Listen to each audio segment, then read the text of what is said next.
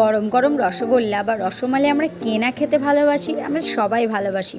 তো আজকে সেরকমই একটা রেসিপি নিয়ে চলে এসেছি। অবশ্য যদিও এই রেসিপিটা করব বলে আমি দুধটা আনিনি, এতটাই গরম পড়েছে যে দুধটা কিন্তু আজকে কেটে গেছিলো, মানে ছানা কেটে গেছিলো। তো সেটাকে আমি না ফেলে সুন্দর করে রসমালাই তৈরি করেছি, সেটাই আপনাদের সাথে আমি আজকে শেয়ার করব। যে কখনো যদি এইভাবে দুধ ফেটে যায় বা এইভাবে ছানা কেটে যায়, তাহলে কিন্তু সেটা অবশ্যই না ফেলে এরকম মিষ্টি তৈরি করে নেবেন। তো সেই জন্য যেহেতু ফেটে গেছিলো বলে আমি তাড়াতাড়ি করে লেবু দিয়ে সেটাকে ভালোভাবে ছানা তৈরি করে জল ঝরিয়ে নিয়েছি। তারপর রেখে দিয়েছিলাম একটা ভারী কিছু চাপা দিয়ে। তারপর আমি রাবড়িটা বানিয়ে নিয়েছি, সেই জন্য দুধ নিয়ে নিয়েছি, তার মধ্যে কাস্টার্ড পাউডারগুলো দিয়ে দিচ্ছি, আর দিয়ে দিচ্ছি কনডেন্স মিল্ক, দিয়ে দিচ্ছি চিনি, আর অল্প পরিমাণ একটুখানি এলাচের গুঁড়ো। তবে হ্যাঁ, যখন আপনারা ওই কাস্টার্ড মিল্ক মানে পাউডারটা মেশাবেন তখন কিন্তু ঠান্ডা দুধে মেশালে বেশি ভালো হয়, তাহলে জমাট বাঁধবে না।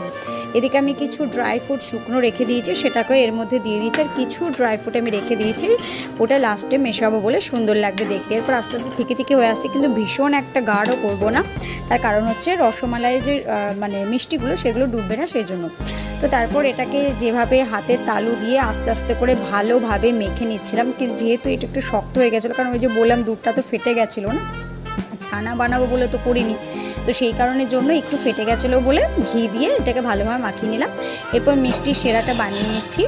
এটা হচ্ছে অল্প চিনি, অল্প একটু এলাচের গুঁড়ো, আর হচ্ছে জল দিয়ে ভালোভাবে ফুটিয়ে নিচ্ছি। তারপরে এখন বেশ সুন্দর হয়ে গেছে, পুরো একদম গরম গরম রসগোল্লা, তবে ভীষণ ভালো নরম হয়েছিল। তবে যখন আমি ছানাটা মাখছিলাম তখন কিন্তু বেশ শক্ত ছিল, কিন্তু এখন দেখুন কতটা নরম নরম হয়ে গেছে। এরপরে যে রাবড়িটা বানানো ছিল সেই রাবড়িটা এর মধ্যে দিয়ে দিচ্ছি, পুরো রসটাকে নিগড়ে নিয়েছি। এরপর মিষ্টিগুলো এর মধ্যে দিয়ে দিচ্ছি, আর লাস্টে যে ড্রাই ফ্রুট কিছু কেটে রেখেছিলাম সেটাও এর মধ্যে দিয়ে দিচ্ছি। ব্যাস, এখন আমার রসমালাই তৈরি। এটাকে এবার আপনারা চাইলে এই গরমের দিন যেহেতু একটু ফ্রিজে রেখে ঠান্ডা ঠান্ডা কুলকুল করেও খেতে পারেন, বা গরম এরকমও খেতে পারেন। সত্যি কথা বলবো, একবার বানিয়ে আপনারা অবশ্যই দেখুন, অসাধারণ লাগবে, দোকানের থেকেও ভালো। আর হ্যাঁ, বানিয়ে কেমন লাগলো আমাকে কমেন্টে অবশ্যই জানাবেন। ভালো থাকুন, সুস্থ থাকুন।